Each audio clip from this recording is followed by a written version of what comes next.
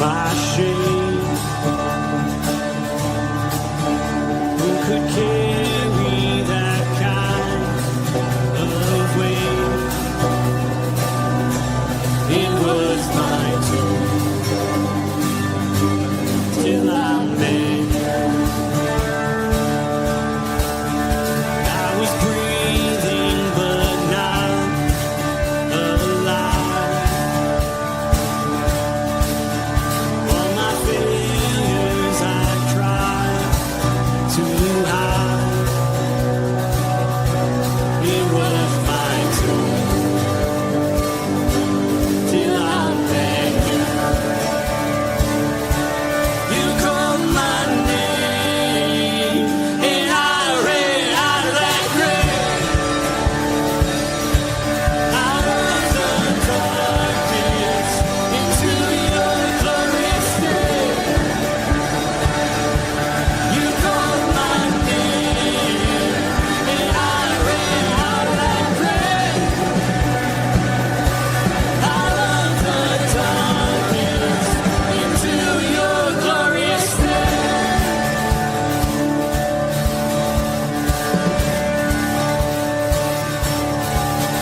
Now your mercy has saved my soul. Now your freedom is all that I know. The old made new. Jesus, when I met you, you called my name and I ran out of that grave, out of the darkness into your glorious day. You called my name and I ran out of that grave, out of the darkness into your glorious day.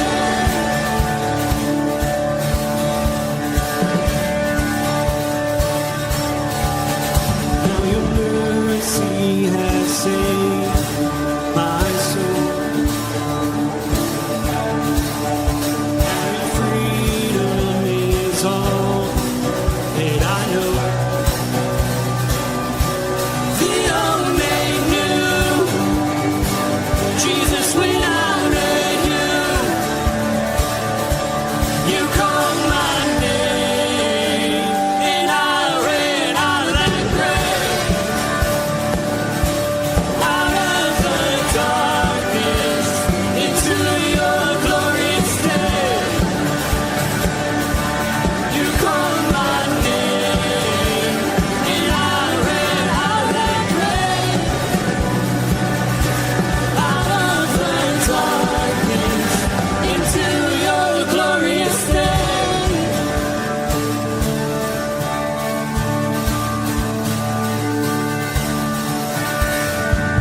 I needed rescue, my sin was heavy, but chains break at the weight of your glory. I needed shelter, I was an orphan, now you call me a citizen of heaven.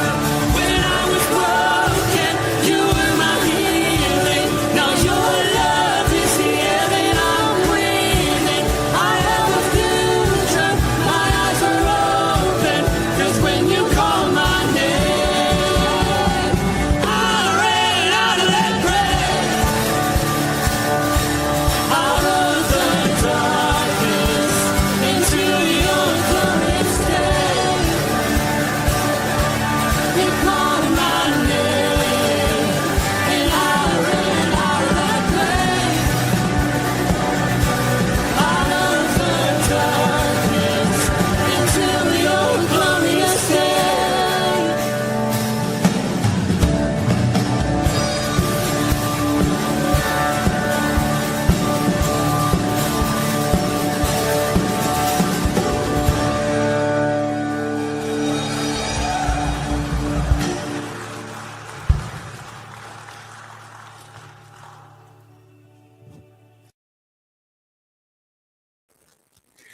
Good morning, Rooted Men. Pastor Tom, Firmly Rooted Church. Matt Ryan could not access StreamYard this morning, so some of us are going to pick up the devotions today. I'm glad to be with you as we're looking at 2 Samuel chapter 11.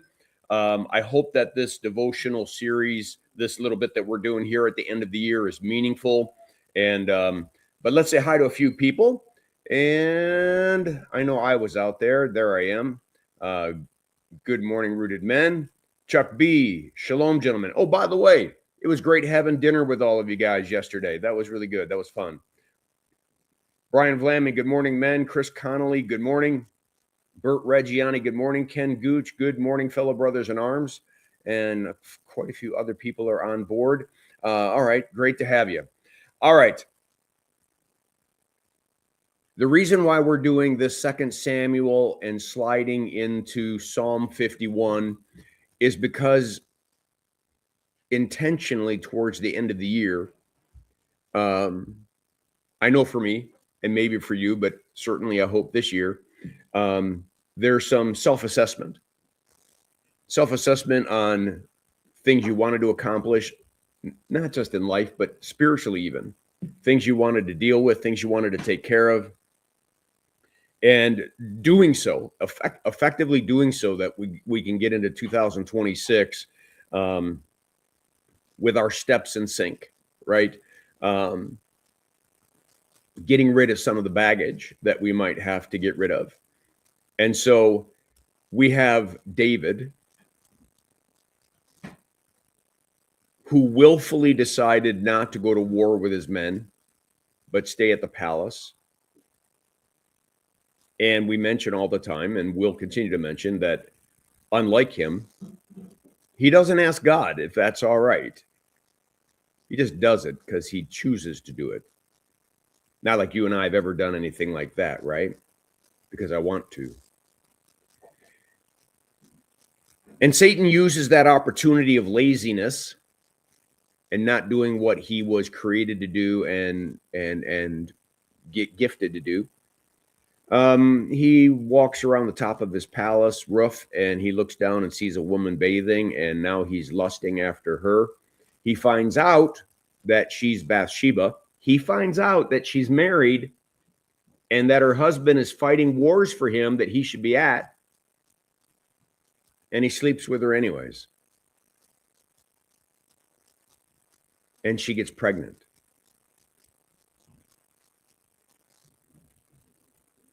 You know, it's one of those uh-oh moments. And critical moments are, what are you going to do? Are you just going to fess up and admit that you did something wrong? Are you just going to fess up and say, oh, I screwed up, God help me? Or like David, are you going to take matters into your own hands, and are you going to ultimately, with Satan's help, make things worse? So he calls the general, and he tells the general to send Uriah home. And Uriah comes, and David welcomes him and then tells him to go home. Hold on a sec. I got to steal a toy away from my dog.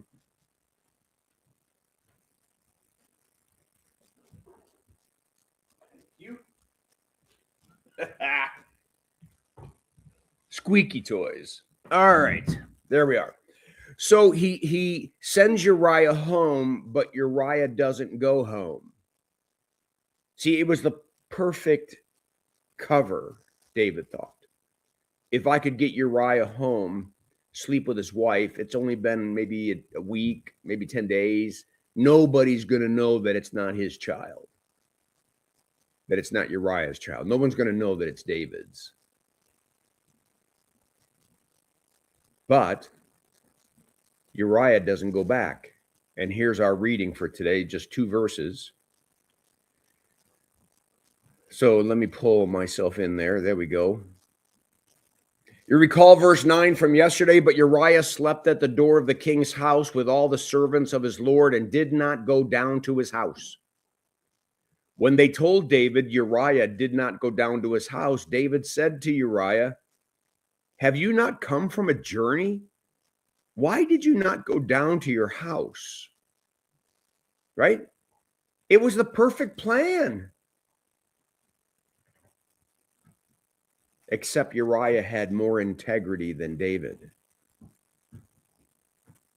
Listen to what Uriah says. The ark of the covenant, right from the temple, and Israel and Judah dwell in booths.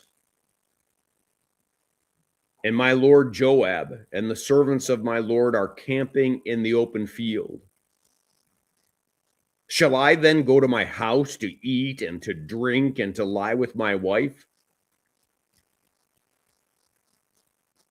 As you live, and as your soul lives, I will not do this thing. I so badly want to go into the rest of it, but we're not going to do that yet. Everything I'm stopping on purpose because I want to slow the whole thing down. Let me go back and pull myself back in.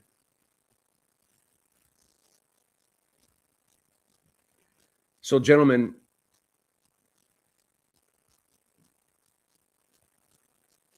Uriah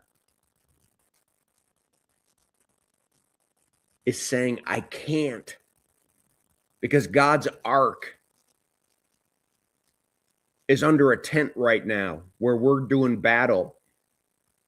And all of us who serve you, O Lord, serve you, the King, are risking our lives out there and sleeping in the fields, one could add, where you're supposed to be. But Uriah doesn't.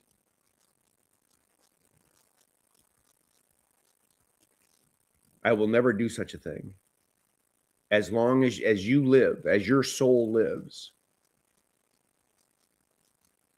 Another moment for David to swallow a reality pill and repent and confess and just get this thing over. But gentlemen, he's not going to. He's going to double down. He's going to double down and then triple down. See, it's what Satan does. He comes to steal, kill, and destroy. We think it might be good for us. We think we deserve it. We think whatever it is we think. And then we got to cover up and cover up and cover up and cover up. And we become as much of a liar as Satan himself. Anything here ringing a bell for you? Anything here that you might need to, at the end of 2025, lay at the cross of Jesus Christ and say, I'm done. I'm finished. I got to get rid of this lie. I've got to get rid of this thing. I got to get rid of this weight. I got to break these chains. I got to fess up. At least to you, God, I got to fess up because you already know. I mean, you're God. You realize David thinks he's hiding this. The one who wrote all the Psalms and says that God knows the words before we even speak them, thinks that if he can fool Uriah and all these human beings, that somehow he's going to fool God, and that ain't going to work either. So I'm telling you now, it's only going to get worse for him and for us if we don't take care of these things that we got to do. And finally, at the last 3 days of this year, we're going to be looking at Psalm 51, where David finally, figures out spiritually what it is he needs to do. All right, I'm going to leave it at that. Dave Donnelly, good morning. I'm just trying to get used to having 4 grandchildren with another grandbaby due by the 15th of January. Yes, I'm probably due for self-assessment. At least I can control my dog. Oh, that is so true. Oh my gosh. I hear you. I hear you. I've got 9 grandkids, 7 kids and 9 grandchildren. And yeah, it can be interesting, especially when they're all around at the same time. But a joy as well. All right, everyone. Let's see. I think that's it. So let me get over here.